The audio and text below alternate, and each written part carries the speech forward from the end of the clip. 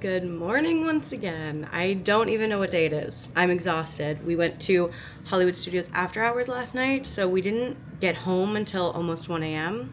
This morning, I woke up, had a nice breakfast, had some iced coffee, and we are going to head on back to Hollywood Studios. We want to see the two new shows, so the Little Mermaid show and the Villain show. And then I think Kat wants to get a Pop-Tart from Woody's Lunchbox. There's a new flavor. I think she also wanted to get a sandwich, but I'm not sure if she still wants to get that because I think the plan is we're gonna try to go to Tambu Lounge for dinner tonight. We're kind of just going with the flow here. I don't even remember if I finished last night's vlog because I was so tired. But anyway, let's get going. I'm wearing this Hannah Montana World Tour shirt. I'm obsessed with it. I got it. They were selling it on the Disney website, but it was like a Disney Plus member exclusive. So if you have a Disney Plus subscription, you sign in with that sign on that you have for Disney Plus and you can get the shirt. So that's what I did. And I think it's cute and I think it's perfect for Hollywood because Hannah's a star. Let's go now because everybody's waiting for me.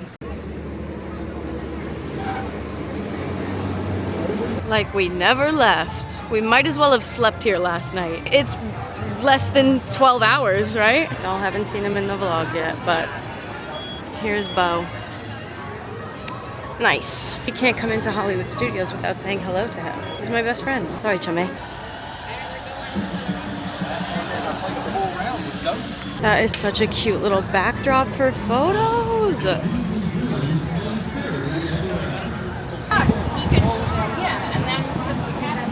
This looks freaking incredible.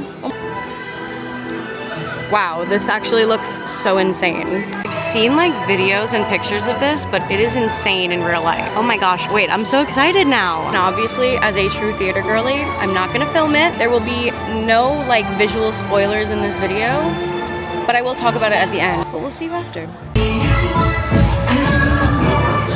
This music is killing me, it's so good. Second show of the day. This one is the one I was arguably more excited for, so let's see how it stacks up. Okay. Oh my gosh, I'm so excited for this show. The stage looks so pretty. Oh. Greetings and yes, on behalf of His Royal Highness King Triton. The little seahorse is talking. Anyway, once again, I'm not going to put any like visual spoilers in this video. Whatever, I'll talk about it after. I'll recap both shows. Am I the only one that watches myself on TikTok? If you have not seen this video, you should go follow me because anyway. So, hi there. It has been quite some time since I've talked to you. Actually, that's not true because I did upload a bunch of videos from this vlog trip and I did do a few little interjections here and there, but I was editing this video and I realized that I never recapped the shows. I never talked about them. I was going to do a little review of both of the shows after I had seen them, and then time kind of just got away from us and I just completely forgot. First of all, I am so glad that we have these two new shows in Hollywood Studios. I am a theater girly. I am one of those people that really loves the live entertainment in Disney World. I know that there are some people who don't love the live entertainment, believe it or not, but my family tends to not love the live entertainment in any of the parks, really. My family really loves the Frozen sing-along, but other than that, it's like pulling teeth trying to get them to want to go to shows. Because these two shows were new, everybody wanted to go see them, which is amazing. Let's start with the Villain show. Now, I'm gonna be honest, if you follow me on social media, if you have seen other videos on my channel, you know that The Little Mermaid is my favorite princess movie, and so I anticipated liking The Little Mermaid musical adventure way more than the Villain show just right off the bat without seeing any spoilers or anything. We ended up going to see the Villain show first, not for any particular reason, but just because the timing worked out that way. First of all, the theater is gorgeous. It is so beautiful in there. I was honestly shocked. I did see like the building of the stage because I think the Imagineers had posted that. I thought it looked really good. Videos do it no justice. Photos do it no justice. It is so grand and so beautiful. There are a lot of screens. A lot of people weren't thrilled about the fact that the show had mostly screens. I was one of those people that I didn't love the idea of using screens and like recorded actors versus having real people in the show. But let me tell you,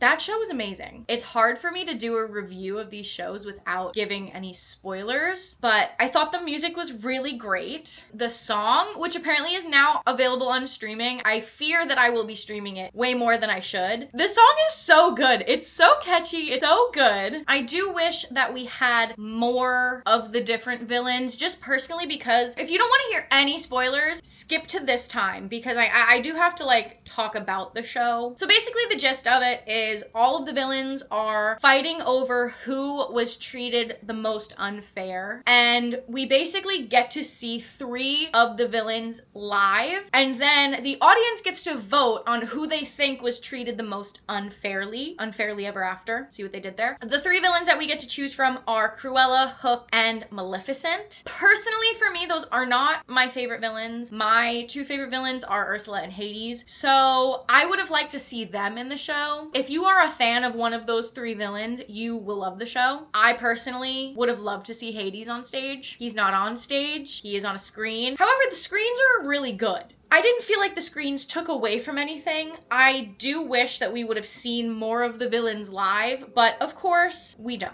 It's simple as that. We didn't get to decide that. I would love if maybe in the future they kind of switch the villains out. Perhaps we do like a special where somebody else replaces one of the villains. I don't know. I don't really know the logistics of like how that would work. I personally, these 3 villains are not my favorite. I don't know necessarily either like how truthful the decision at the end who wins. I don't know how truthful that is, because I'm gonna be honest, the show that I went to, Cruella ended up winning, but I thought that Cruella got like the least amount of applause during our show. So I'm not sure why she won. Since I saw the show, now I do get to watch like little spoilers on social media, and I have seen a lot of Hook winning and a lot of Cruella winning. I have yet to see Maleficent win. I guess I like the idea of the audience picking which villain wins, because it does add a rewatchability to the show. You could go one day and see one villain win, and then you could go the next day and another villain could win. I do wish that there were more than just the 3 options. However, I'm sure they don't want to have every single villain available. I don't know. It's not a very long show. I want to say it's like maybe 20 minutes, 25 minutes. It's not a long show at all. So I understand that they can't have every single villain in the show. I will say, however, I didn't think that the screens were distracting at all. I actually thought they looked amazing. I do feel like the videos that I've seen of these shows, the screens look so bad. They look amazing in person. I'll just say that. As for The Little Mermaid, of course, that's my favorite princess movie. I went into it pretty much assuming that I was gonna love it. I have to be honest, I liked it. I didn't love it. It hurts my heart to have to say that, but I don't know. If you have never seen The Little Mermaid before, I fear that this version was very rushed. And you know what? Here's the thing. I think we can all assume that a movie from 1989, most people have seen, and especially if you're going to Disney World, like we can assume that these are Disney fans. They've probably seen the movies. I don't know. There was just something about the show that felt like we were missing major plot points. As much as I assumed I would love that show, I think I was also a little harsher in the judgment of it, just because it is something that I love very much. I don't know, it just felt really rushed to me. And normally, if I'm seeing one of these shows in the parks, I fully acknowledge that they are a truncated version of the movie, but I never feel like they're that rushed. This kind of felt a little rushed to me. Of course, there are a ton of screens in this show. It's hard because as somebody who like wishes and prays that one day I will be on stage in a show at Disney World, fingers crossed, it does kind of suck seeing that like my dream show, there's 2 real people in it. I don't have like very strong memories of the old Little Mermaid show. I am pretty sure that they also only had Ariel and Eric in it. I don't remember. But like, I do wish that that show had more people in it. There was a lot of puppet work, which I thought was really cool. A lot of the creatures were puppets mixed with some screen stuff. I know that a lot of people were critiquing Ariel's tail. I unfortunately agree, but it wasn't the whole time.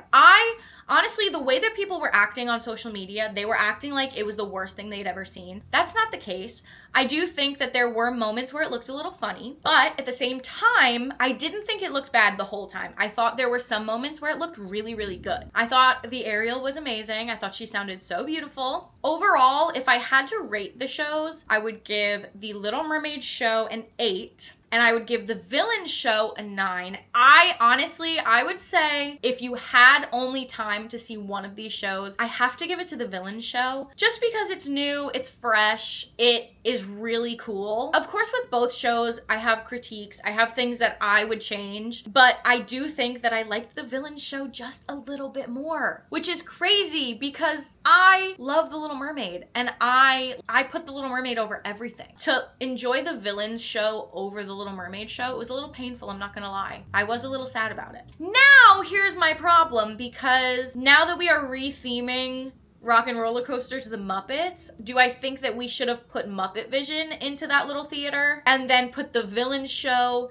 in Magic Kingdom when we eventually get Villains Land? I do think that. I think that that would have been better. It does feel a little out of place, like randomly having the villains shoved in the back of Hollywood Studios next to the Tower of Terror and Rock and Roller Coaster. I don't know. Overall, I would say the shows are really good. I definitely suggest seeing both of them. That's pretty much it. Other than that, after we saw the shows, we ended up going to, I think this was the day that we went to the Tambu Lounge. We had dinner there. It's one of our favorite hacks. We love going to the Tambu Lounge.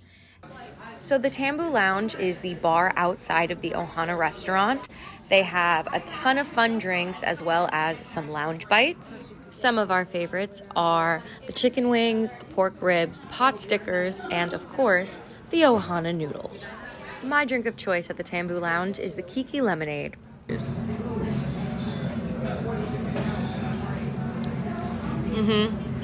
This is good. And I don't taste any lemonade in this at all. I don't usually like lemonade, but this is really good. Guys, I don't think I ever updated you, but last night before after hours, I traded for this Hawkeye pin. How cute. I love him. I don't know if there is like a corresponding Black Widow from the same set. I have to look it up. But if there is, I need to get my hands on it because I specifically collect Hawkeye and Black Widow pins. I collect all Marvel pins really, but primarily Hawkeye and Black Widow. Isn't he so cute? Personally, for our family, sometimes the all-you-can-eat aspect of Ohana is just simply not worth it. So we love coming to Tambu so that we can get all of our favorite parts of Ohana without having to engorge ourselves because we feel like we haven't eaten enough to be worth it.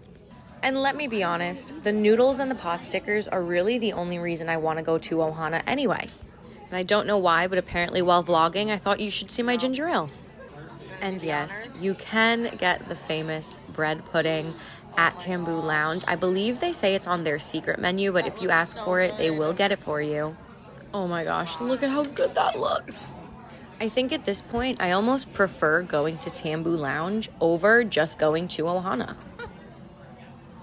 I think this was the day that we also got to ride one of the new buses. The new bus was actually really nice. It had phone chargers in the bus, which I haven't seen yet. Anyway, that is it. That is my review of the two new Hollywood Studios shows. I think they're both great. See them both if you can. I love having live performances in the parks. I hope that we have more of them in the future. I just love it. I just love it. As a theater girly, I just love it. That is gonna be it. I hope you enjoyed this video. If you did, be sure to give it a thumbs up. Subscribe to the channel if you are interested. I believe that this vlog is vlog like 5, so there should be 1 or 2 more left of this vlog series, and then we'll get back to regularly scheduled videos. Other than that, I have nothing else to say. I can't wait to go back and see those shows again. I just love theater. I just love live theater. Anyway, I hope you guys are having an amazing day, and I will see you next time with another video.